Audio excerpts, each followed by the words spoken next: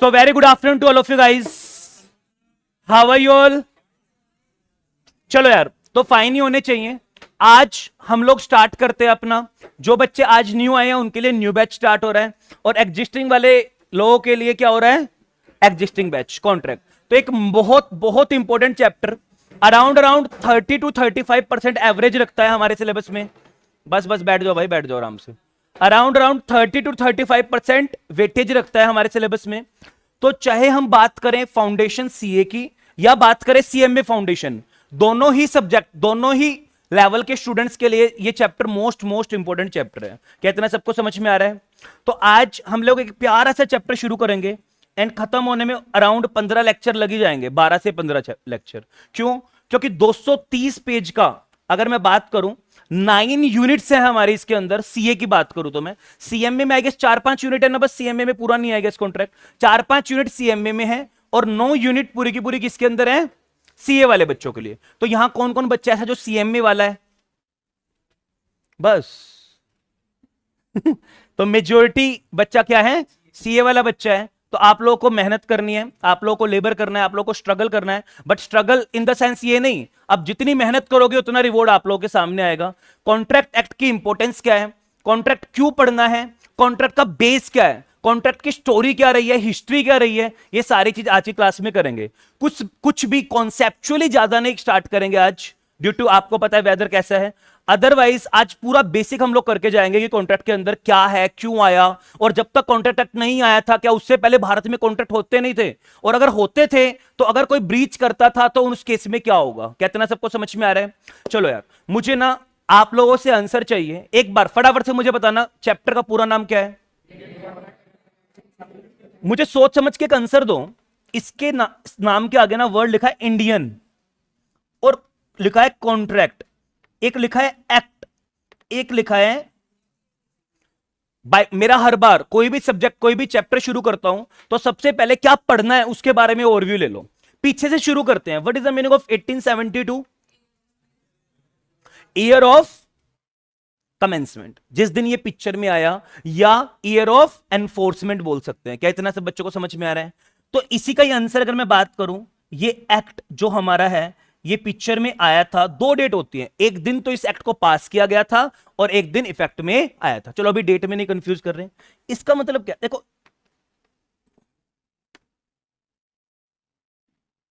इन दोनों शब्द में फर्क क्या है, इसको ना ऐसे लिख देता हूं. हाँ जी, ये तो हो जाएगा एक्शन, कुछ करना, और ये क्या है? लॉ, बिल, जो एक कोडिफाइड फॉर्म में होता है, जो लिखा होता है पार्लियामेंट द्वारा. क्या इतना सब बच्चों को समझ में आ रहा है? यहां इसको पढ़ते हैं अभी डिटेल में, बट उससे पहले इस वर्ड पे आते हैं, इंडियन. इस वर्ड से मुझे आप लोगों को आने वाले 20 मिनट 15 मिनट कहानी सुनानी है कि इंडियन वर्ड का क्या मतलब है. एनीवन इन द क्लास जो मुझे बताए इंडियन वर्ड का क्या मतलब है? हाँ जी, ठीक है.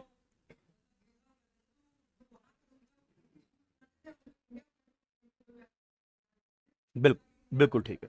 तो जब इंडिया में ब्रिटिश शासन चलता था, पता है ना, अंग्रेजों का शासन, तो जब ब्रिटिश रूल चलता था उस टाइम पे ब्रिटिशर्स क्या करते थे, कुछ लॉज, उनका तो बहुत सारी जगह था. तो जब ईस्ट इंडिया कंपनी इंडिया में आई थी, ईस्ट इंडिया कंपनी, पता है आप लोगों को क्या होता है ईस्ट इंडिया कंपनी? नहीं पता तो कभी फिर इसके बारे में जब कंपनी लॉ शुरू करूंगा तो इसके बारे में पूरा का पूरा एक इंट्रोडक्शन दूंगा. ईस्ट इंडिया कंपनी आई थी, कहां से आई थी, क्या हुआ था बाद में. बट आज ब्रिटिशर्स की ना यूजुअली हैबिट थी, अब उनका अपना भी लॉ था, उसको बोला जाता है इंग्लिश लॉ. क्या बोला जाता है? English contract act. English law के अंदर जो इंग्लिश लॉ के अंदर जो कॉन्ट्रैक्ट एक्ट बनाया गया है वो तो उनके यूके में लगता था. कहां लगता था? अपने देश में, या जिस कंट्री में उनका कॉन्ट्रैक्ट एक्ट ना हो और जहां वो राज करते हैं वो कौन सा लॉ लगा देते थे? अपना इंग्लिश लॉ. बट जो कंट्री ऐसी थी जहां ग्रोथ होने लग जाती थी, जहां उसको ऐसा लगता था कि मेरा कब्जा, अगर मैं वहां के लॉ लगाऊंगा तो यहां के ज्योग्राफिकल लोकेशंस को देखते हुए, यहां के सिनेरियो को देखते हुए वो लॉ सेट नहीं बैठेगा, तो उस जगह पे वो क्या करते थे? उनका खुद का लॉ बना देते थे. बट डिफरेंशिएशन करने के लिए वो लोग क्या वर्ड ऐड कर देते थे? उसकी कंट्री का नाम. कितना समझ में आ रहा है? बट दुख मुझे इस चीज का हो रहा है, पास इसके बाद इंडिपेंडेंस हुआ, इंडिया आजाद हुआ, उसके बाद भी आज भी इन लॉ के आगे से क्या नाम नहीं हटाया जा रहा? इंडियन। ऐसा क्यों? एनीवन, मतलब कोई पहले से पढ़ के बैठा हो, कहीं और से पढ़ के आया हो, रीअपीयर वाला बच्चा हो, वो बता सकता है, नया बच्चा इसका आंसर नहीं बता पाएगा। हाँ जी, एनीवन जो गैस वर्क, नहीं मैं ये नहीं कह रहा हूं तुम पहले से पढ़ के आए हो, नए हो, कुछ बता सकते हो? हाँ भाई, कोई हीरा है इस क्लास में? नहीं है। एक आर्टिकल नंबर 372 होता है कॉन्स्टिट्यूशन, सुना है सबने, संविधान भारत का। कहीं बुक में कहीं नहीं मिलेगा आपको, किसी गाइडेंस बुक में नहीं मिलेगा, बट जिसने पहले इंडिया का संविधान पढ़ा है वो इस बात को निकाल पाएगा। मैं बेसिकली अच्छा, मैंने अपने बारे में तो नए बच्चों को बताया नहीं। This side CS Ankush Bansal, by profession I am a teacher and a practising advocate, and my qualification is as usual CS LLB LLM, pass out from faculty of law Delhi university. सारी मेरी क्वालिफिकेशन बीकॉम भी वहीं से हुई है, LLB भी वहीं से हुई है, और LLM नहीं हुई है वहां से, LLM SRM यूनिवर्सिटी से मैंने की है। तो ये मेरी एक छोटी सी qualification. I have teaching experience over more than 10 years. मैं बहुत सारी बुक्स का ऑथर भी हूं। अगर आप लोगों ने नाम सुना हो, टैक्समैन पब्लिकेशन सुना है किसी ने भी? नाम नहीं सुना तो सुन लोगे। कोई भी बच्चा उसको बिना पढ़े CA बन ही नहीं सकता, या CA बनने के बाद उस पब्लिकेशन को कभी भी कोई बच्चा ऐसा नहीं होगा इंडिया में जो नहीं सुनेगा। कुछ किस किस बच्चे ने सुना है टैक्समैन का नाम? चलो काफी सारे ने सुना, पुराने नहीं सुना, नए वाले बच्चे तो भी 12th तुमने तो वे सुने, DK गोयल है ना, TS ग्रेवाल, पूनम गांधी, वे सुने हैं। कोई बात नहीं, तो इधर सुन लो। जिस तरीके से उनके ऑथर्स की बुक आती है, ऐसे मेरी भी बुक्स आती हैं लॉज की, जो बहुत सारे बच्चे पढ़ते हैं। तो चलो जी, इधर ध्यान दो सारे बच्चे, बहुत ध्यान से यार। तो अभी मैं क्या बता रहा था आप लोग को, मेरे बारे से पहले, मेरे इंट्रोडक्शन से पहले क्या बोल रहा था मैं? इंडियन। हाँ, आर्टिकल 372, आर्टिकल 372 एक हमारे संविधान में आर्टिकल है। उसकी वजह से उसने पावर दी कि हम आफ्टर इंडिपेंडेंस भी जो लॉ इंडिपेंडेंस से पहले बने हैं उनको एज इट इज कंटिन्यू कर सकते हैं। क्या बोला मैंने वर्ड? आर्टिकल 372 ने हमें पावर दी थी हमारे संविधान के अंदर कि जो लॉ इंडिपेंडेंस से पहले कॉन्स्टिट्यूएंट असेंबली ने बनाए हो या गवर्नर जनरल ने बनाए हो। देखो ये वर्ड शायद आप लोगों को ना कभी सुने हो। गवर्नर जनरल सुना है? कौन होता है? जैसे आज प्रेसिडेंट होता है ना, आजादी से पहले कौन होता था? Governor general. जैसे आज पार्लियामेंट है ना, उस टाइम पे क्या थी? Constituent assembly. तो जैसे जो लोग कॉन्स्टिट्यूएंट असेंबली ने बनाए हो या गवर्नर जनरल ने पास किए हो, वो लॉज हम as it is after independence भी, यानी 26 जनवरी 1950 के बाद भी, जब से हमने अपना कॉन्स्टिट्यूशन क्या किया था? एनफोर्स किया था, इंप्लीमेंट किया था 26 जनवरी 1950, उसके बाद भी हम उन लॉज को क्या कर सकते हैं? एज इट इज कंटिन्यू कर सकते हैं। पावर कहां से डिराइव हुई थी? आर्टिकल 372। क्या याद रखोगे सब लोग? Although out of the track है, कोई आपसे फ्यूचर में काम आ सकता है, कोई आपसे पूछेगा नहीं। लिख लो सारे बच्चे एक बार 372 की वजह से, अपनी लैंग्वेज में लिख लेना। क्या बताया था 372 ने? कि सर जो लो संविधान से पहले थे हम एज इट इज उसको बाद में कंटिन्यू कर सकते हैं, इसीलिए एज इट इज की वजह से हमने इंडियन वर्ड को भी कंटिन्यू कर लिया। डन है? कुछ पूछना चाह रहे हो आप ही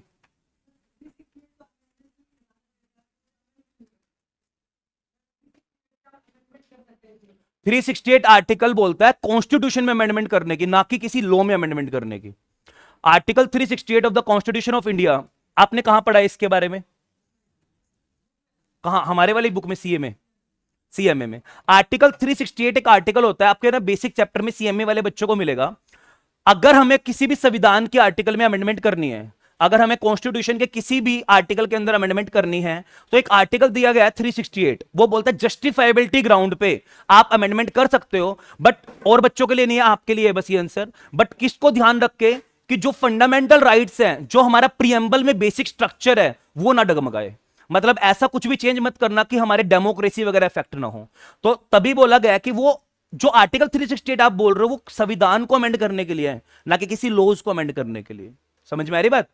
चलिए, तो और बच्चों के लिए नहीं था, आप भूल जाना, मान लो ना हम दोनों क्लास में थे। बस आगे बढ़ते हैं।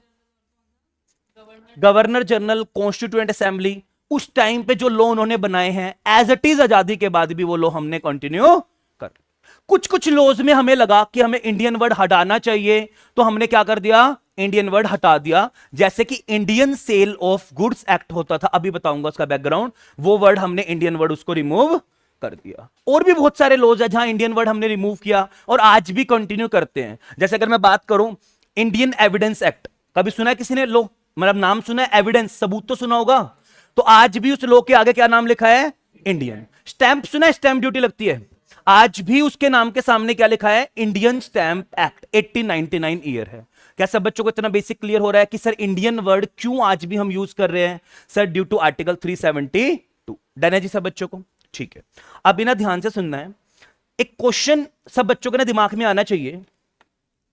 ये आपकी बुक में थ्योरी दी गई है, तो आपको थ्योरी तो एग्जाम में कोई पूछने नहीं वाला, बट मैं आपको एक पूरा ब्रीफ इंट्रोडक्शन दे रहा हूं।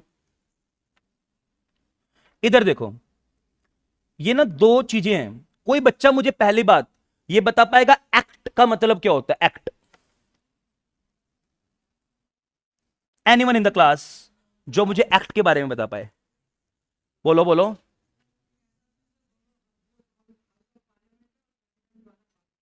इन जनरल अगर हम बात कर लो, क्या मैं लो को एक्ट बोल सकता हूं? लो बोल सकते हैं ना?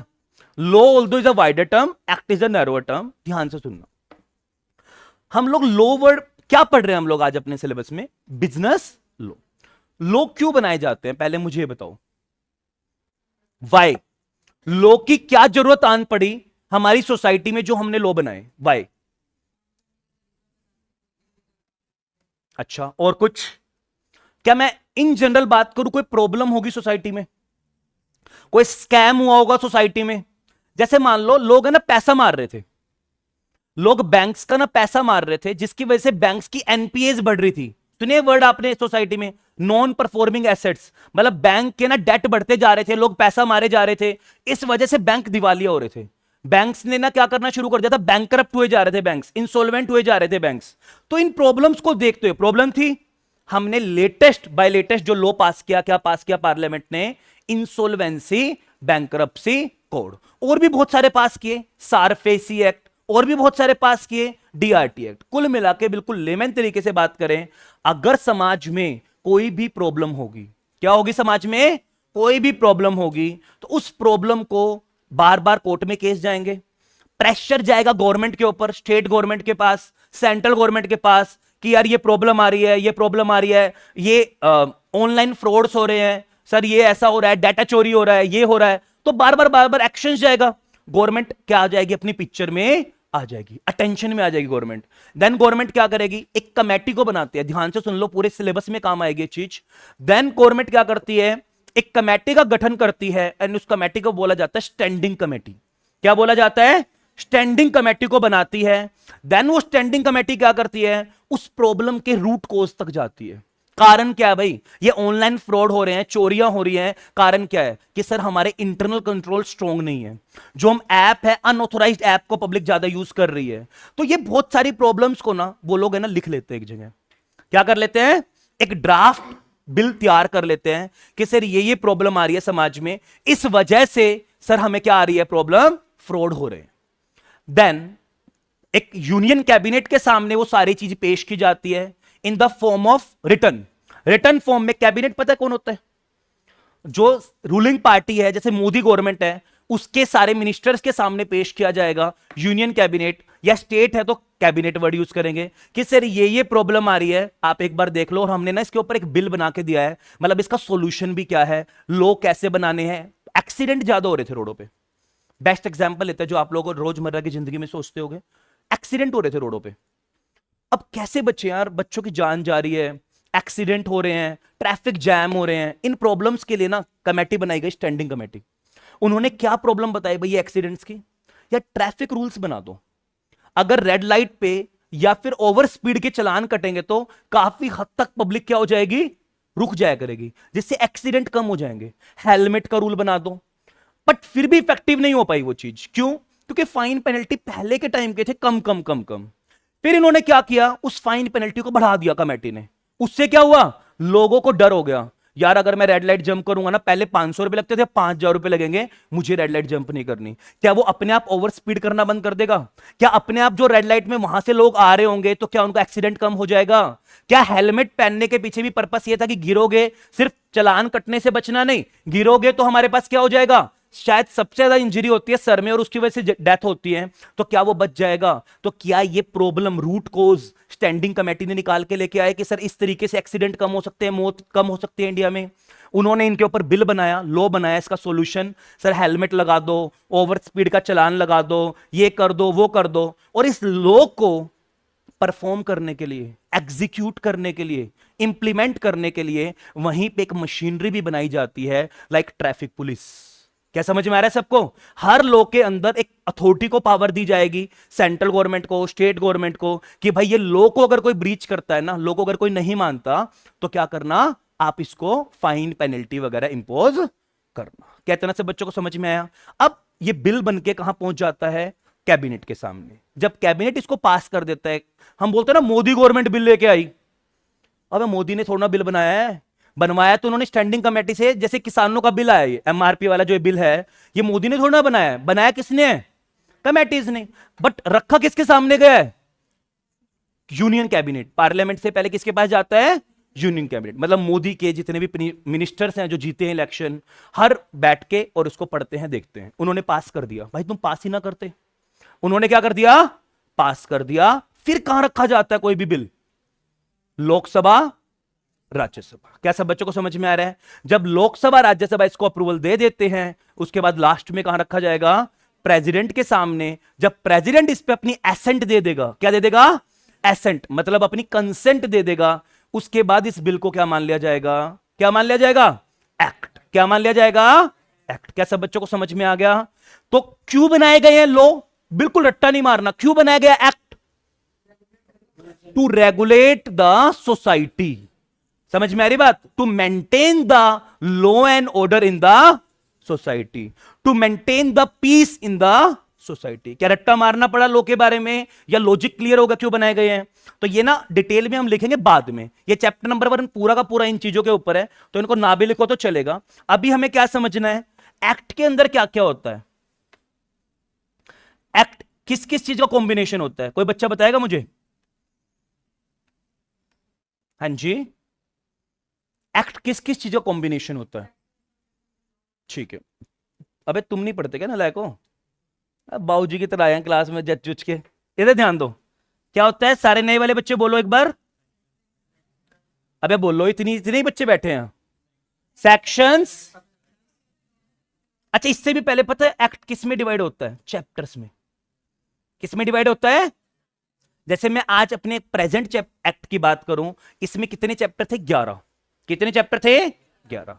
अब वो चैप्टर्स के अंदर कितने सेक्शंस होंगे उनकी बात करेंगे। सेक्शंस के बाद क्या होते हैं? ठीक है जी। सब सेक्शंस के बाद क्या होते हैं लॉ में? इस तरीके से लॉ की ड्राफ्टिंग होती है। और इसके बाद क्या होते हैं? आप लोगों को कभी शायद लाइफ में पढ़ने के लिए ना मिले, बट इसके बाद भी होते हैं पैरा, सब पैराज। यूजुअली फॉरेन लॉज के अंदर होते हैं। जब हम इंटरनेशनल लॉज पढ़ते हैं तो वहां आपको पैरा, सब पैरा, या सैबी रेगुलेशंस पढ़ोगे ना, तो वहां आपको पैरा, सब पैरा वगैरह देखने के लिए मिल जाएंगे। तो इतना समझ में आ रहा है? हाँ जी, क्लियर है?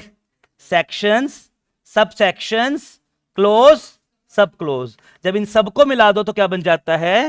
एक्ट। एक्ट के अंदर और भी क्या होते हैं? चैप्टर्स। क्या इतना समझ में आ रहा है? ठीक है जी। और जब इनके साथ केस लॉज को मिला दो, देखो यहां लिखता हूं, रुको। जब इनके साथ किसको मिला दो? केस लॉज आते ना कोर्ट में,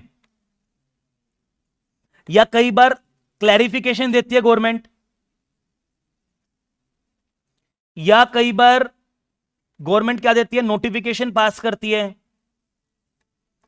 कोई ऑर्डर देती है गवर्नमेंट। जब इन सारी चीजों को मिला दो तो क्या बन जाता है? क्या बन जाता है? हमारे सिलेबस में एक्ट पढ़ना है या लॉ पढ़ना है? भले लिखा एक्ट है, बट हमें क्या पढ़ना है? क्या इतना समझ में आ रहा है? Picture clear? तो आज के बाद हम ये बोलेंगे हमें कॉन्ट्रैक्ट लॉ पढ़ना है। चाहे भले बोल एक्ट रहे हैं, बट माइंड में इंटेंशन क्या होगी? क्या पढ़ना है? लॉ पढ़ना है। समझ में आ रहा है सब बच्चों को? ठीक है जी, क्लियर है इतना?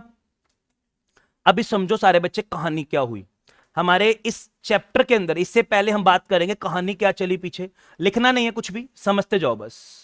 सबसे पहले हुआ क्या, 1872 क्या था, ये जिस दिन कॉन्ट्रैक्ट एक्ट आया 1872, इसमें भी अगर मैं एग्जैक्ट डेट की बात करूं किस दिन, फर्स्ट अगर हम बात करें सितंबर वाले दिन, 1 सितंबर 1872, एंड लेकिन ये एनफोर्स इस दिन हुआ है। एनेक्ट कब हुआ था ये, 25 अप्रैल को। कब हुआ था, 25 अप्रैल 1872। मतलब उस दिन ना प्रेसिडेंट ने इसको पास कर दिया था, जिस दिन प्रेसिडेंट कंसेंट देता है ना, ये वो वाली डेट है। But notification in official gazette कब से इनफोर्स हुआ ये वाला एक्ट, तो इस दिन से ये एक्ट क्या हुआ था, एनफोर्स हुआ था, यानी केम इनटू फोर्स। इफेक्ट में कब से आया था, 1 सितंबर 1872। इस दिन क्या बना था ये, बोलो ना, इंडियन कॉन्ट्रैक्ट एक्ट 72, 82 नहीं है, 1872। तो क्या मैं बोल दूं इस दिन ये एक वर्ड यूज करूंगा, कोडिफाइड। क्या वर्ड यूज कर रहा हूं, कोडिफाइड। कोई बच्चा बताएगा इसका मतलब क्या होता है कोडिफाइड का, लिखा गया था।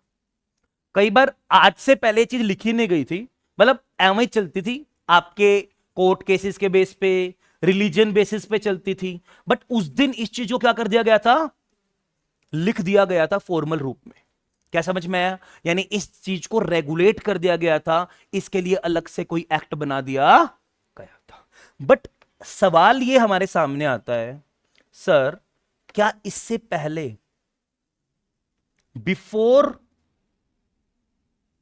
एंड आफ्टर, क्या इससे पहले 1872 से पहले क्या इंडिया में कॉन्ट्रैक्ट होते ही नहीं थे, क्या रोजगार था ही नहीं इंडिया में।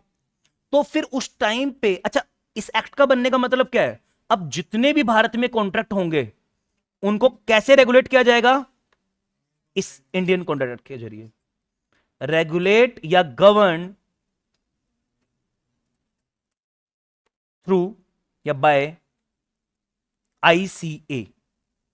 अब क्वेश्चन यही आ रहा है, सर इससे पहले भी तो जो कॉन्ट्रैक्ट थे, अब इसका मतलब क्या है, तो कॉन्ट्रैक्ट ही नहीं होते होंगे, या कॉन्ट्रैक्ट होते होंगे फिर तो भाई कोई भी पैसा मार जाता होगा किसी का यार, फिर क्या चलता होगा, इससे पहले मशीनरी क्या होगी जो इसको रेगुलेट करती होगी कॉन्ट्रैक्ट को। आपकी बुक में ना एक पेज की समरी दी गई है, बट हमें उसमें नहीं जाना, ना एग्जाम में कोई पूछेगा, मुझे उसमें से क्रक्स आप लोगों को समझाना है कि क्या होता था उससे पहले, क्या चलता था।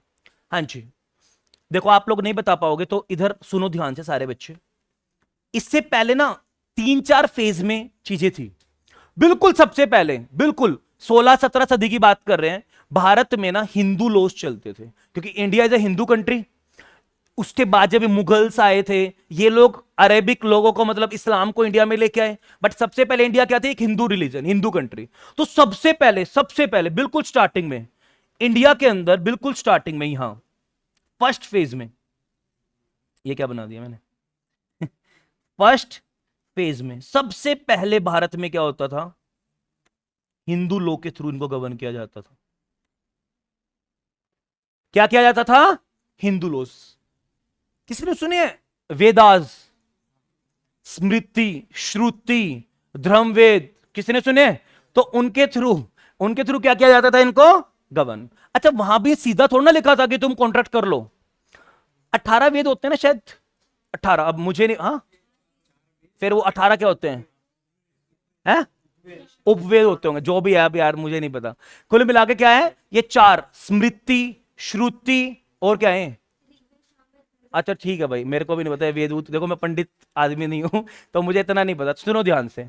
कुल मिला के इंडिया में ना पहले वेदास होते थे, या फिर ये श्रुति, स्मृति, धर्म, इन चीजों के बेस पे ना हमने ट्रेसिस पाए जाते थे इसके अंदर। क्या पाए जाते थे, ट्रेसिस। ट्रेसिस क्या होता है, जैसे चांद पे ट्रेसिस पाए गए पानी के, सुना है ना कि चांद पे जान, मतलब लिविंग हो सकती है, तो ये ट्रेसिस पाए जाते थे। डायरेक्टली उन्होंने नहीं बोला था कॉन्ट्रैक्ट कर लो तुम लोग, उसमें ना सिंबल्स, ट्रेसिस पाए जाते थे कि लाइक किसी के साथ दान करो या किसी को कोई चीज दो तो बदले में कोई चीज, मतलब किसी से फ्री में मत लो। तो क्या ये कहीं हद तक दिखा रहे हैं कि कंसीडरेशन होना चाहिए। तो ऐसे ट्रेसेस, किसी के साथ जबरदस्ती करके किसी की चीज मत लो, ये गलत चीज है, तो वहां से ना हम कॉन्ट्रैक्ट के ट्रेसेस, मतलब उनको यूज करके और अपनी चीजों के बिजनेस को करते थे। अगर कोई गलत करता था तो हम उस रिलीजन में से चीजें निकाल के और अपने बिजनेस को, कॉन्ट्रैक्ट को मैनेज करते थे। बट क्या अल्टीमेटली कॉन्ट्रैक्ट आने से पहले मेजोरिटी इंडिया में सिस्टम बार्टर चलता था? बार्टर, समझते हो ना इस बात को? भारत में बार्टर चलता था, तो बोलते थे चीज के बदले में चीज ले लो और किसी के साथ जबरदस्ती मत करो, किसी को मार पीट के चीज मत लो, किसी के साथ धोखा मत करो। लो नहीं, उस टाइम तो ये चलते थे वेद, धर्म बोलता है चीज गलत है, धर्म बोलता है ऐसा करो। क्या समझ में आ रहा है? तो वो इनडायरेक्टली ट्रेसेस पाए जाते थे कि बिजनेस कैसे करना है। क्या समझ में आया? उसके बाद भाई इंडिया में कौन आए? मुगल्स आए थे। कौन? मौर्याज। कौन आए इंडिया में? मौर्याज। अब इन्होंने अपने खुद के कुछ चीजें बनाई, पर इन्होंने कॉन्ट्रैक्ट ड्राफ्ट नहीं किया। इन्होंने बोला कि हर तरीके से आप बिजनेस करो चलेगा, बट किसी के साथ जोर जबरदस्ती करके आप उस चीज को अपनाओ। फिर उसके बाद भारत में कौन आया? मुगल्स। कौन आया? ये दो तीन टर्म है, उनको मेरे को देखना पड़ेगा, जो अरेबिक लैंग्वेज की टर्म है। मुगल्स ने अपनी ना मोमडन्स, मुस्लिम लोग को इन्होंने क्या किया? इंडिया में चलाया। तीन वर्ड है, उनको ध्यान से सारे बच्चे। मुगल्स ने अपने रूल्स चलाए, और कौन से रूल चलाए इन्होंने? एज पर मोहम्मडन लॉ, यानी मुस्लिम लॉ बोल सकते हो आप इसको। एज पर मुगल्स मुस्लिम लॉ इंडिया में आए। इन्होंने ना तीन चार बातें बताई इसके अंदर, ऑल्दो कॉन्ट्रैक्ट एक्ट इन्होंने भी ड्राफ्ट नहीं किया था। इन्होंने क्या बताया? सुनो जरा सारे बच्चे। इन्होंने बोला तीन वर्ड, अरेबिक लैंग्वेज के वर्ड थे। अग्द, क्या लिखा? अग्द, ए क्यू डी, अग्द। फिर इन्होंने एक वर्ड यूज किया, इजाब। फिर इन्होंने एक वर्ड यूज किया, कबूल। अग्द का मतलब क्या था? कॉन्ट्रैक्ट, मतलब कि कंजंक्शन, मिलके काम करना, मिलाना। इजाब का मतलब क्या होता है? प्रपोजल। क्या होता है? प्रपोजल। एंड तीसरा क्या बोला? कबूल, मतलब क्या समझ में आ रही बात? हाँ जी। तो मुगल्स बोलते हैं रुको जरा, हम ये तीन वर्ड के बेस पे कॉन्ट्रैक्ट चलाएंगे। इन्होंने भी वही बात बोली, किसी के साथ जोर जबरदस्ती नहीं करना, जो एक जैसे विचार रखने वाले लोग हैं वो मिलके अपना काम कर सकते हैं। क्या इतना समझ में आ रहा? एक बार मुझे फटाफट बोलना, सबसे पहले क्या चलता था इंडिया में? हिंदू लॉज। रिलीजन के बेसिस पे लॉज चलते थे। हिंदू है तो हिंदू लॉज मान लेते थे, कुछ इक्के दुक्के क्रिश्चियन है तो वो मान लेते थे, मोमडन्स है तो वो अपने लॉज चला लेते थे। उसके बाद तानाशाही चली, मौर्याज आए, उन्होंने अपने चलाए। उसके बाद कौन आए? मुगल्स आए, उन्होंने अपने मोमडन्स लॉज चलाए, इंडिया पे राज किया। उसके बाद कौन आया भारत में? उसके बाद कौन आए? ब्रिटिशर्स। उन्होंने क्या किया? अपना रूल चलाया, और उन्होंने क्या बोला? सर देख लो इधर, इंग्लिश लॉज। क्या चलाए उन्होंने अपने? लेकिन ध्यान से, उन्होंने क्या बोला? इंग्लिश लॉ को रूल करेंगे, लेकिन हर जगह नहीं, ओनली कहां? प्रेसिडेंसी टाउन्स में। और वो भी कौन कौन से थे?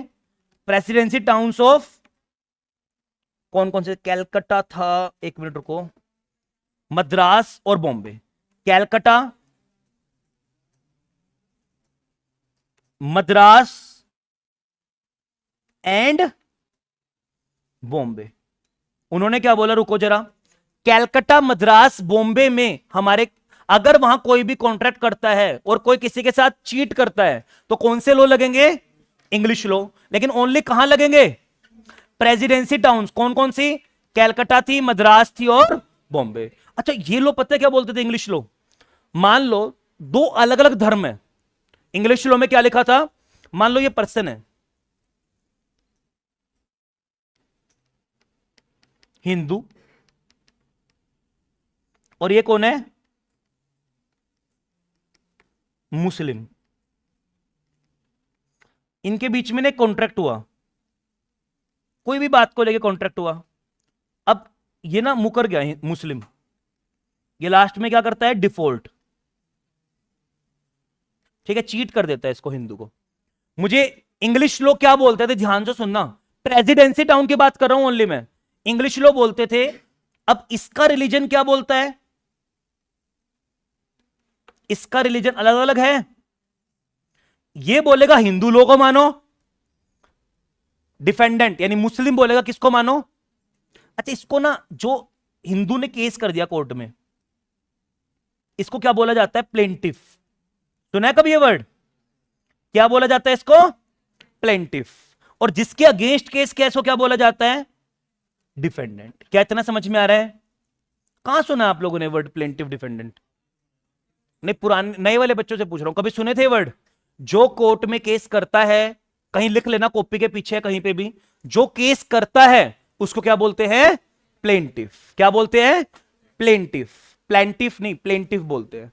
और जिसके अगेंस्ट केस होता है उसको क्या बोलते हैं, डिफेंडेंट। याद रखना, सिविल केस की बात कर रहा हूं, क्रिमिनल की बात नहीं कर रहा हूं, सिविल जेल सजा उनकी बात नहीं कर रहा हूं, सिर्फ किसकी, कॉन्ट्रैक्ट का ब्रीच कर दिया, राइट्स ड्यूटीज अफेक्ट कर दी, तो करने वाले को क्या बोला जाता है, प्लेंटिफ। एंड जिसके अगेंस्ट होता है उसको क्या बोला जाता है, डिफेंडेंट। अभी ध्यान से, इसके अगेंस्ट केस होगा, सम्मन जाता है ना, सम्मन, तो जिसको सम्मन जाएगा वो कौन होता है, डिफेंडेंट। और जो केस करता है इसको बोलते हैं सूट।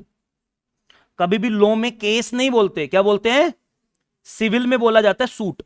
आज के बाद ध्यान रखना है सबको, केस करने को क्या बोला जाता है लॉ में, सूट। एंड नॉर्मल भाषा में जो हम लोग बोलते हैं, अनपढ़ लोग क्या बोलते हैं, केस कर दो। कितना समझ में आ रहा है, इधर देख लो।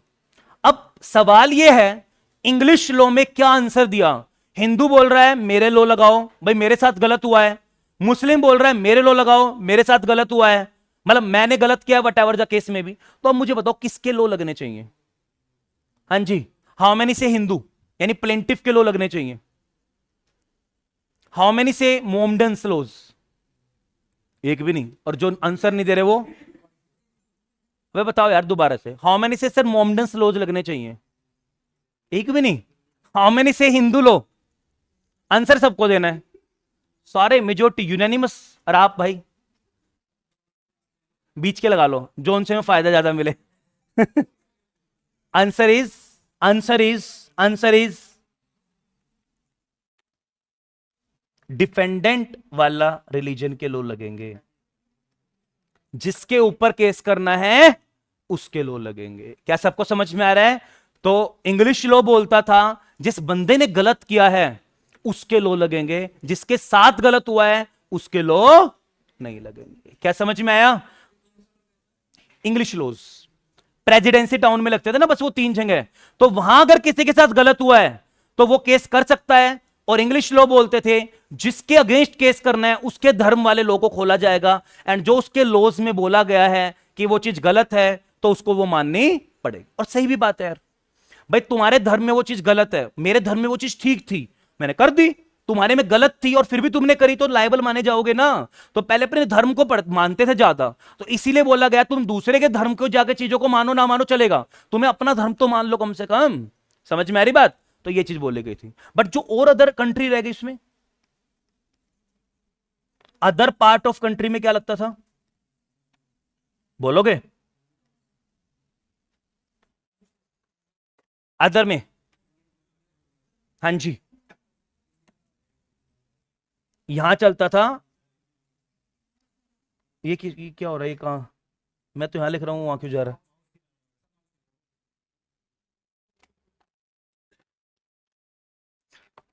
ऑन द बेसिस ऑफ, वाह भाई वाह, विशाखा, विशाखा नहीं बोला, और किसने बोला, आपने, अच्छा दो दो ने एक बार में बोल दिया, क्या तो एक भी नहीं हाथ उठा रहा था। On the basis of justice, equity and good conscience. पता ये चीज कहां से निकल के आई है, आप चैप्टर नंबर 1 में पढ़ाऊंगा सोर्सेज ऑफ लॉ। क्या पढ़ाऊंगा, sources of law. Sources of law में सेकेंडरी सोर्स होता है जो बोलता है justice, equity and good conscience, मतलब नैतिकता के बेस पे, इक्वालिटी के बेस पे, मोरालिटी के बेस पे, समानता के बेस पे किसी के साथ भी कुछ गलत ना हो तो कोर्ट उस टाइम पे वो रूल लगाते थे, या राजा महाराजा उस टाइम पे देख के कि किसी के साथ अनजस्टिस ना हो, अनफेयर ना हो, किसी के साथ ज्यादा गलत ना हो, तो उस हिसाब से आपके ऊपर लॉ लगाए जाते थे। अगर हिंदू लॉ में आप लग रहा है कि यार हिंदू के साथ ज्यादा गलत हुआ है तो उसके हिसाब से, मोमडन्स के साथ गलत हुआ है तो उसके हिसाब से चीजों को देखा जाता था और डिसाइड किया जाता था। समानता मतलब, बट समाज में बिल्कुल भी इनइक्वालिटी पैदा ना हो। क्या सब बच्चों को समझ में आया? फटाफट मुझे बोलना कौन कौन से फेज में चीजें चली थी 1872 से पहले। फटाफट बोलो सारे बच्चे। पहले क्या था? जनरली रिलीजन के बेस पे चलते थे। जैसे हिंदू थे तो हिंदू का रिलीजन क्या माना जाता था? जैसे वेदास थे, श्रुति स्मृति, ठीक है, वो चीज मानी जाती थी। उसके बाद मुगल मौर्याज आए तो मौर्याज ने अपने खुद के कुछ लेके आए। उसके बाद मुगल्स आए, वो मोमडन्स लॉज को लेके आए। क्या क्या वर्ड था? अग्ध। क्या पता आई जाए, आईसीआई का मत्था फिर जाए यार, पूछ ही ले ये चीजें एग्जाम में, तो मैंने उसका क्रक्स निकाल के दे दिया। मैं यही फॉर्मेट फॉलो करूंगा। जहां मुझे लगेगा ना अननेसेसरी की थ्योरी है, उसका ना आपको इंपॉर्टेंट इंपॉर्टेंट चीजें करवा दूंगा, और जहां लगेगा कि नहीं ये सारा पढ़ना चाहिए, एमसीक्यू का क्वेश्चन बन सकता है, उसको पूरा लाइन टू लाइन भी हम पढ़ेंगे और उसके बारे में नोट्स भी बनाएंगे। समझ में आ रहा है? तो ये बेसिक है, जनरली इसको कोई पढ़ता नहीं, बट मेरे को लगा कि बच्चों को पढ़ना चाहिए, क्योंकि एक बात याद रखना, जो हमें लगता है ना इंपॉर्टेंट नहीं है, एग्जामिनर को सबसे पहले वही इंपॉर्टेंट लगता है। ये हमारे साथ बचपन से होता है, जो छोड़ के जाते हैं ना सबसे इंपॉर्टेंट वही होता है। तो मैं हमेशा उन्हीं चीजों में फोकस करता हूं जो दिल बोलता है छोड़ दो, तो हमेशा मेरा दिल होता है कि वही पकड़ लो। क्या समझ में आ रहा है? तो जो दुनिया छोड़ते है उसको नहीं पकड़ता हूं, मतलब बात वो नहीं है। मेरा कंसर्न क्या है मेरा कंसर्न क्या है, जो दिल बोलता है ना कि यार इंपॉर्टेंट नहीं होगा, एक्चुअली सबसे इंपॉर्टेंट वही हो, क्योंकि सब बच्चों को उन्हीं में प्रॉब्लम आती है, और एग्जामिनर उन्हीं पॉइंट को ढूंढता है जहां बच्चों को प्रॉब्लम आती है। तो इधर सुन लो भाई, उसके बाद कौन आए? मुगल्स। मुगल्स ने किन तीन वर्ड्स को बोला? अग्ध, इजाब और कबूल। कबूल है, कबूल है, कबूल है। तो अग्ध का मतलब क्या था? अग्ध कंजंक्शन, मतलब कॉन्ट्रैक्ट। इजाब, यार बट इजाब का मतलब तो कुछ और नहीं होता आजकल, जो इजाब, इजाब के ऊपर केसेस, हाँ हिजाब होता है वो। अच्छा हिजाब है वो, इजाब नहीं, हिजाब अलग चीज होती है, इजाब चलो ठीक है। इजाब का मतलब प्रपोजल देना। अच्छा प्रपोजल पे भी बात करूंगा अभी थोड़ी देर बाद थोड़ी सी। उधर एक्सेप्टेंस का मतलब क्या था? कबूल। तो समझ में आया? उसके बाद कौन आया इंडिया में? गोरे आए, गोरे। अब गोरों ने क्या किया भाई? जो उनकी फेवरेट जगह थी ना, कैलकाटा, बॉम्बे, मद्रास, वहां प्रेसिडेंसी टाउन्स बनाए उन्होंने, मतलब जहां वो लोग बैठते थे खुद से, उस जगह उन्होंने बोला हम अपने लॉ लगाएंगे। और उनके लॉज क्या बोलते थे? English law. डिफेंडेंट। डिफेंडेंट कौन है पता लगा आपको? जिसने गलत किया है, जिसने ब्रीच किया है, वो जो उसके रिलीजन बोलते हैं, उसका धर्म बोलता है, वो वाले के अकॉर्डिंग उसको सजा मिलेगी। डन है। दूसरे पार्ट, ऑल ओवर कंट्री और क्या चलता था?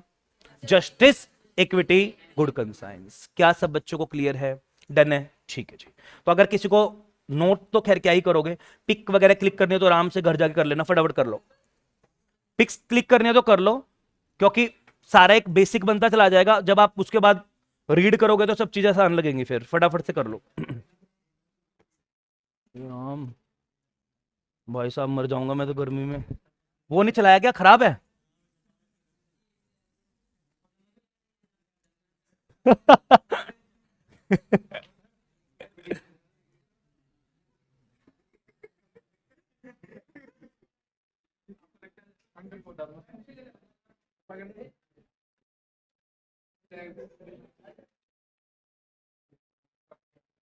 बस आज आज और झेल लो गर्मी को। यार मेरे,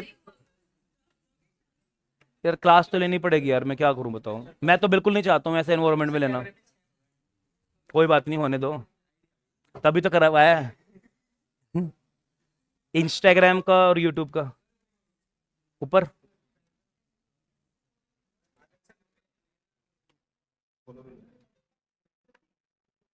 करो आगे।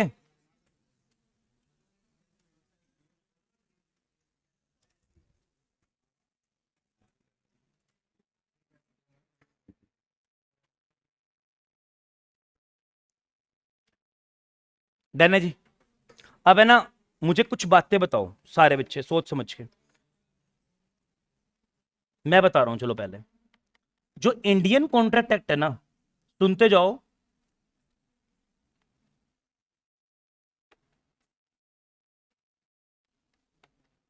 Indian contract act, fresh page से ना बना लेता, चलो छोड़ो। इंडियन, मैं अगले पेज से लिख रहा हूं इसको, फ्रेश पेज। इंडियन कॉन्ट्रैक्ट 1870 लिख लो, नोटिंग कर लो, इसके जरूरी है, इसके साथ साथ करते जाओ थोड़ा थोड़ा ना। बेसिक अब चैप्टर का शुरू हो रहा हो, तो कहानी थी, हिस्ट्री थी, जो मैंने आप लोगों को थोड़ा थोड़ा ऊपर ऊपर से करवा दी। इधर देखो सारे बच्चे,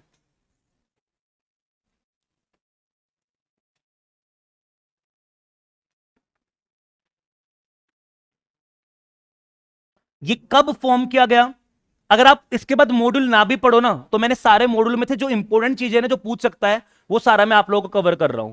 230 पेज का सीए वाले बच्चों को कॉन्ट्रैक्ट एक्ट पढ़ना है, बट अगर एक एक लाइन पढ़ने लगे तो फिर तो पता लगे दिसंबर अटेम्प्ट भी जाके ना दे पाओ आप लोग। तो हम लोग उसमें से क्या करेंगे, जो रेलेवेंट है, रिपीटिशंस मैं आप लोगों को नहीं करवा रहा हूं, जो रेलेवेंट है, जहां से क्वेश्चन बन सकता है, वो पॉइंट मैं सारा आप लोग के लिए लेके आऊंगा एडवांस में। देखो मैंने ना जो लिखवाऊंगा पहले से ही एक एक लाइन उसको हाईलाइट करके जो जो पढ़ाया, देखो सामने।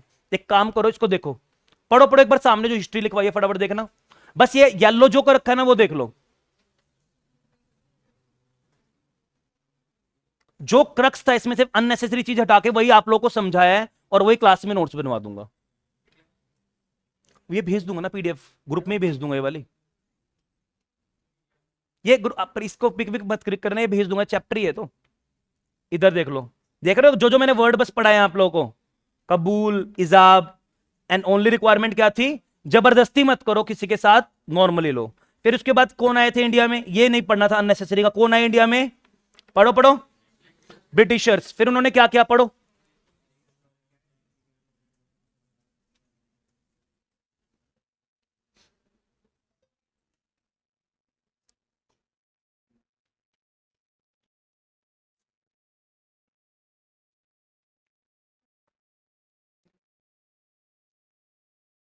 क्या सब कुछ यही है जो मैंने आपको समझाया जी। गुड कंसाइंस मतलब अंतरात्मा, मतलब उसको देखो कि उसका, इंसान का ना, किसी की भावनाओं को ठेस ना पहुंचे। हाँ, मोरल मान लो, नैतिकता मान लो, उसके बेस पे। क्या इतना सबको समझ में आया। अब जो काम का है वो मैं लिखवा रहा हूं आप लोगों को, इसमें से अपनी लैंग्वेज में करके जो मुझे लिखवाना है वो लिखते जाओ सब लोग, ठीक है जी। देखो सारे बच्चे फटाफट लिखो भाई, ये कब से इफेक्ट में आया था, इट वॉज, बना कब था पहले वो लिख लो। इट वॉज फॉर्म्ड, फटाफट लिखते रहना। इट वॉज फॉर्म्ड ऑन, लिख लो अभिषेक, आप बुक्स में क्यों वो कर रहे हो, मैं लिखवा रहा हूं ना। It was formed on 25th, ऐसे लिखा करो चीजों को ना, 25 अप्रैल की जगह क्या लिखा करो, 25 day of April 1872, and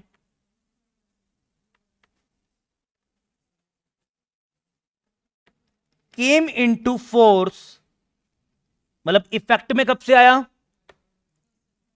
on 1st day of सितंबर, बातें मत करो, 1872। सारी एनर्जी तो तुम बातों में खत्म कर दोगे, कल कर लेना बात आराम से। 1872 डन है। अभी सुनो, इस एक्ट का पर्पस क्या था। अच्छा, आपको पता है प्रियम्बल क्या होता है, प्रियम्बल, हर एक्ट का ना ऑब्जेक्टिव, मतलब ये एक्ट क्यों बनाया गया, ट्रैफिक लॉज क्यों बनाए गए, हर एक्ट के ना आगे एक ऑब्जेक्टिव लिखा होता है। क्या सबको समझ में आ रहा है। इस एक्ट का प्रियम्बल क्या था, इस एक्ट का ऑब्जेक्टिव क्या था, क्यों इंडियन कॉन्ट्रैक्ट एक्ट को बनाया गया, लिखो जी, लिखो। The preamble, the preamble to the act says, क्या बोलता था इस एक्ट का preamble, that it is an act,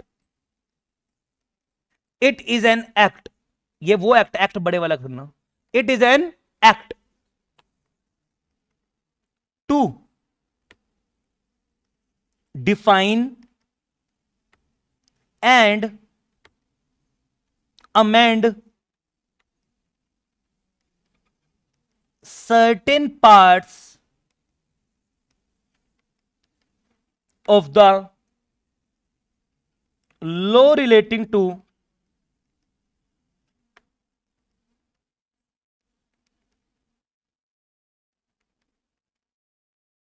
contract.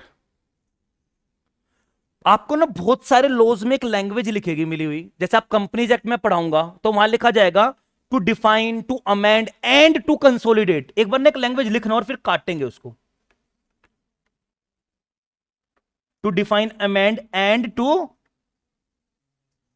आपकी बुक वगैरह में कहीं नहीं होगी इंटरप्रिटेशन, तो ये अपनी नॉलेज के लिए रखना, इसको लिख के काटना।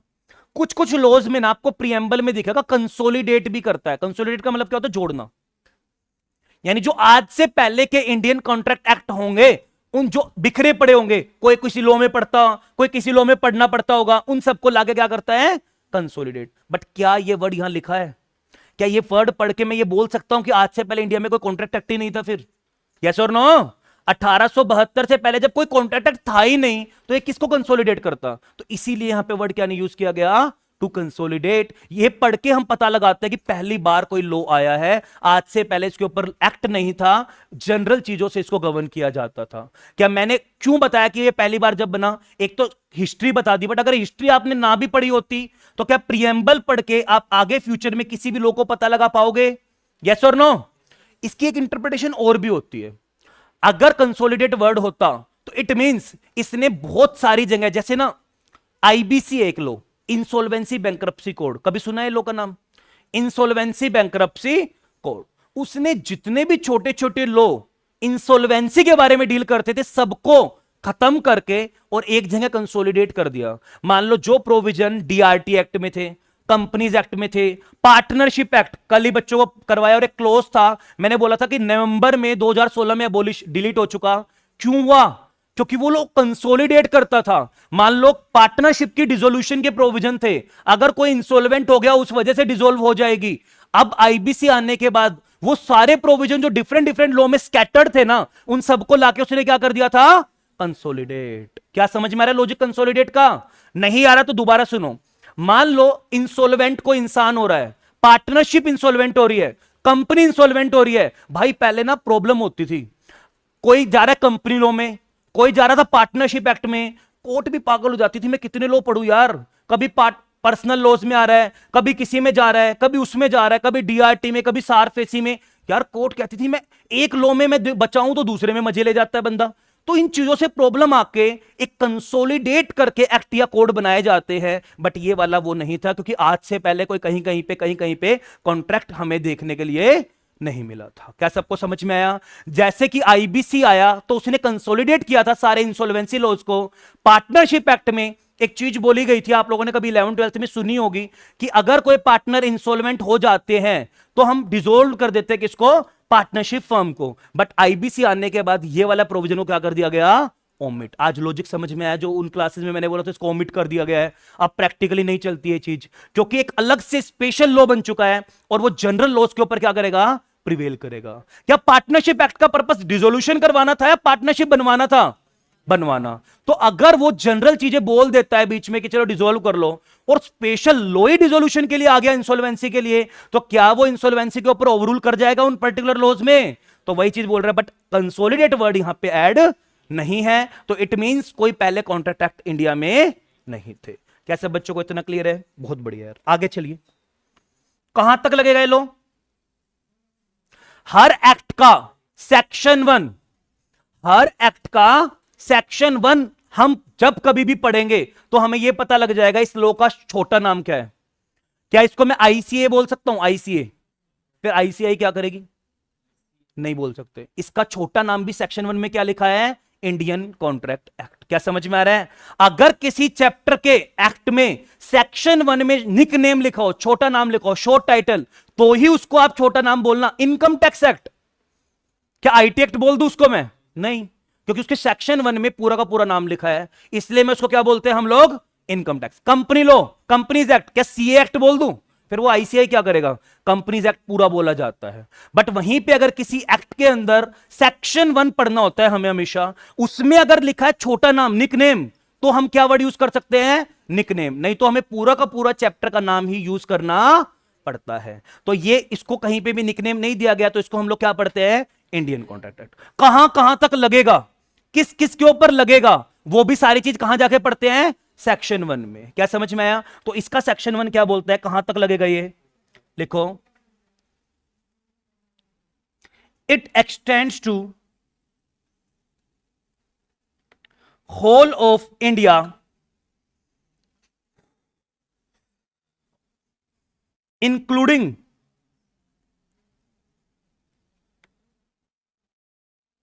The state of J&K, Jammu and Kashmir. अच्छा, ये कब से हुआ जम्मू एंड कश्मीर वाला, due to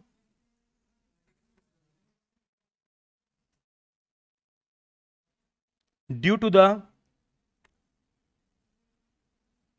removal of article, ठीक है जी।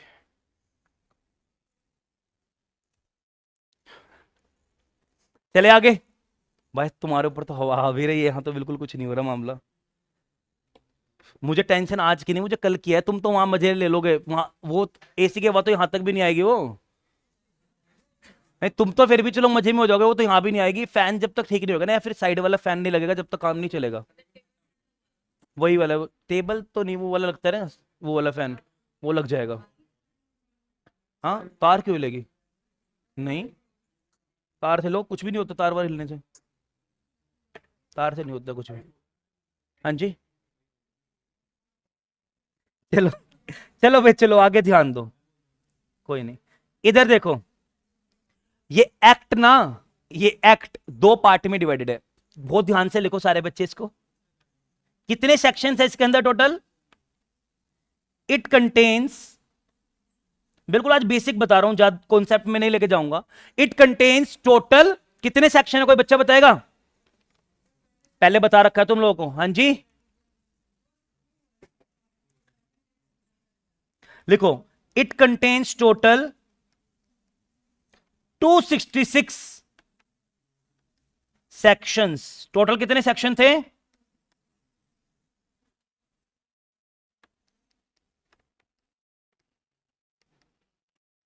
which were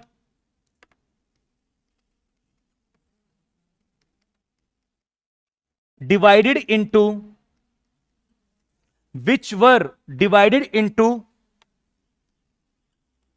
11, were word use किया मैंने, were not are, which were divided into 11 chapters. समझ में आ रहा है, अब मैं चैप्टर वाइज तो नहीं, बट इसको मैंने ना दो भाग में डिवाइड किया है, 2 पार्ट्स में हमने ना इसको पढ़ना है, ठीक है ना। कितने पार्ट में पढ़ना है, 2 पार्ट्स में। फर्स्ट पार्ट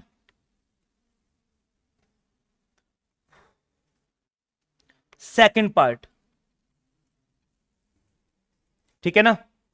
देखिए ध्यान से, पहला पार्ट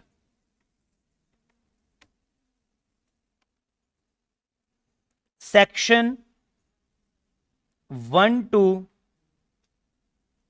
75, सेक्शन नंबर 1 to 75। अगला पार्ट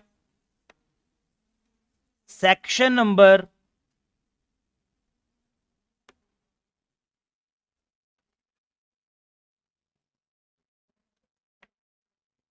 लिख रहे हो, ये क्या है जी, इट डील्स विद, इट कर लेना, ये वाला पोर्शन जो क्या करता है, it deals with the general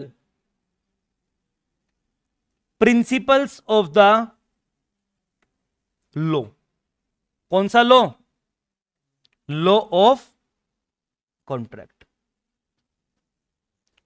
it deals with the general principles of the law of contract. आगे, एंड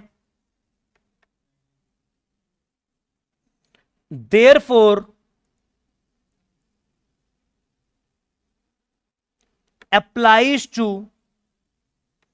ऑल कॉन्ट्रैक्ट, भाई जनरल है, हर तरीके के कॉन्ट्रैक्ट पे लगेगा जनरल। चाहे आप सेल का कॉन्ट्रैक्ट बनाओ, पार्टनरशिप का बनाओ, कंपनी बनाओ, कुछ भी करो, हर तरीके के कॉन्ट्रैक्ट पे क्या लगेगा? सेल ऑफ इमोल प्रॉपर्टी करो, गिफ्ट दो, लीज दो, रजिस्ट्री करो, कुछ भी करो, सबके ऊपर क्या लगेगा?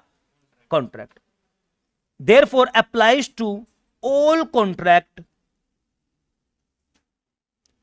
कॉन्ट्रैक्ट्स कर देना, irrespective of their nature. Nature का मतलब चाहे वो स्पेशल कॉन्ट्रैक्ट है, चाहे वो कॉन्ट्रैक्ट एक्ट डील करता है उन कॉन्ट्रैक्ट को नहीं करता है, हर तरीके के कॉन्ट्रैक्ट के ऊपर क्या लगेगा? बेसिक है। अरे यार बच्चे हो जाते हैं, बट क्या मां बाप को छोड़ सकते हैं? मां बाप को तो गुनून में हमेशा रहेंगे ना, क्या वो खून तो उनके अंदर रहेगा? तो कह रहे हैं वो तो एक इंसान बनने के लिए खून तो बनना पड़ेगा, तो वो खून है क्या? Indian contract act. अभी ध्यान से यार इधर देखिए, और जो दूसरा पोर्शन है ये भी ना 4-5 तरीके से डिवाइड कर लो।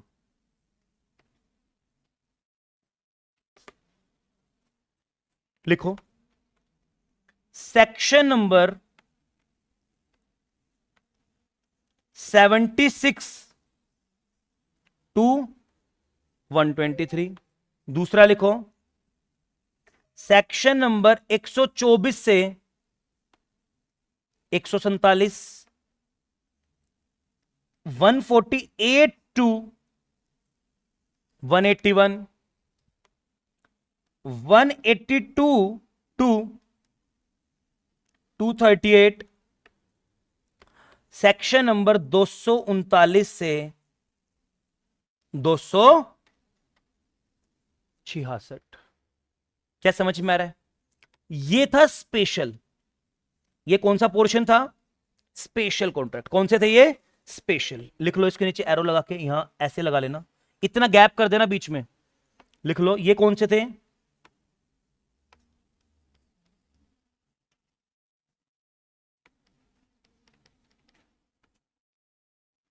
इट डील्स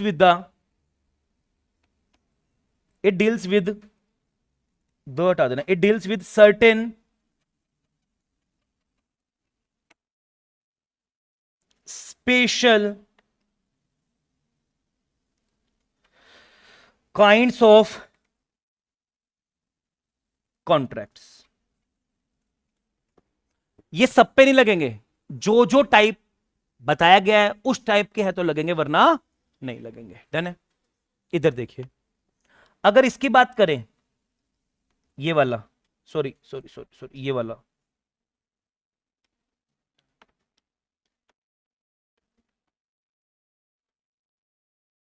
इसको हाईलाइट कर लो एक बार, और इसको हाईलाइट कर लो एक बार। ये वाला जो है ना, ये वाला, ये कौन से कॉन्ट्रैक्ट पे लगता था? सेल ऑफ गुड्स एक्ट में तो लिखो, गुड्स की सेल करने पे क्या लगता था? ये वाला। और ये किस पे लगता था? कॉन्ट्रैक्ट। कौन से contract? Related to partnership.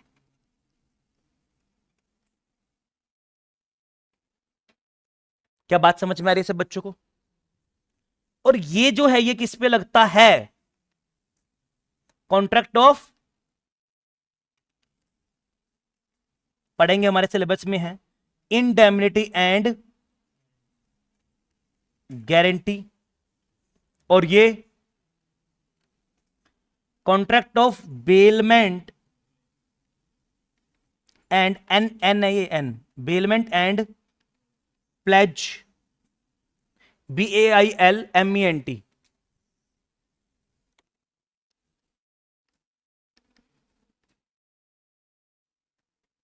Bailment and pledge. And जो ये है ये किस पे लगता था? कल लगता है, सॉरी, कॉन्ट्रैक्ट ऑफ एजेंसी। सुना है? प्रिंसिपल एजेंट रिलेशनशिप, ये उस पे लगता है।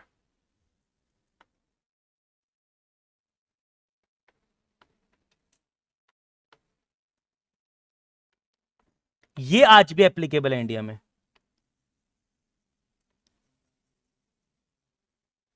लेकिन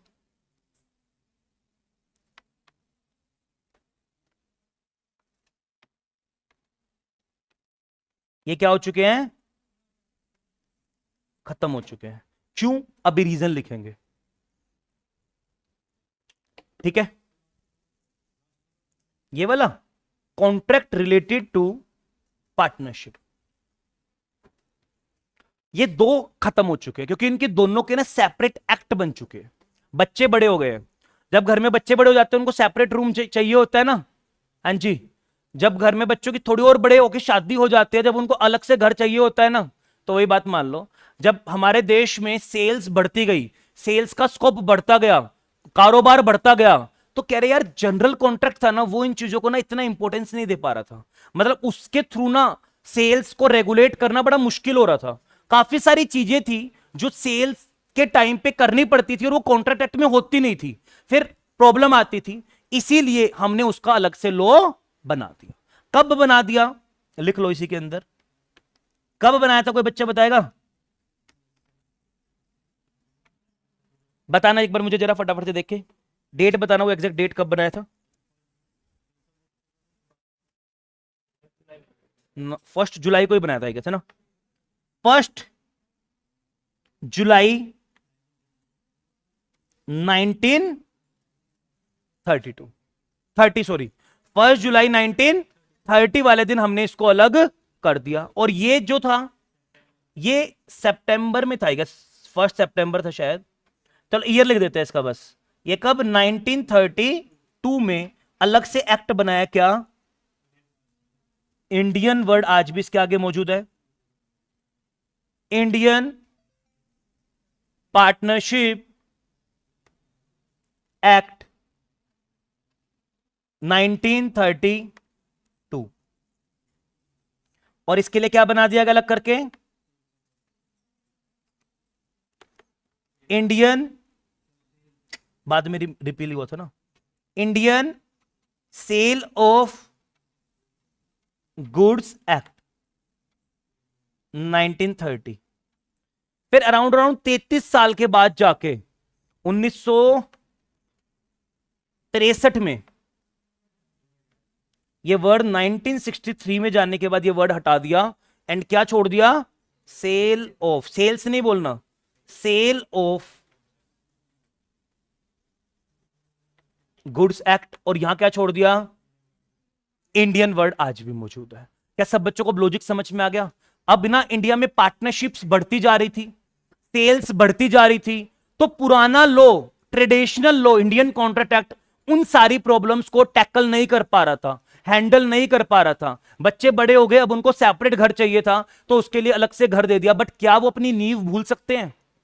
बट आज भी जब भी आपको कभी सेल करनी है या पार्टनरशिप बनानी है, फिर भी essential element of a valid partnership को, कॉन्ट्रैक्ट को यूज करना पड़ेगा। जो इस चैप्टर में पढ़ेंगे ना, वो हमें सेल के टाइम पे भी ध्यान रखना है, पार्टनरशिप के टाइम पे भी ध्यान रखना है, कोई प्रॉपर्टी खरीद बेच रहे हैं जब भी हमें ध्यान रखना है। आज ना मैं और ज्यादा नहीं करवा रहा हूं, वरना बच्चे सो ही जाएंगे यहाँ पे। आधे तो गर्मी की वजह से, कोई ये तो बिल्कुल ही सो गया भाई साहब, आधे तो मतलब जबरदस्ती बैठे। कोई बात नहीं, जबरदस्ती नहीं कर रहा हूं।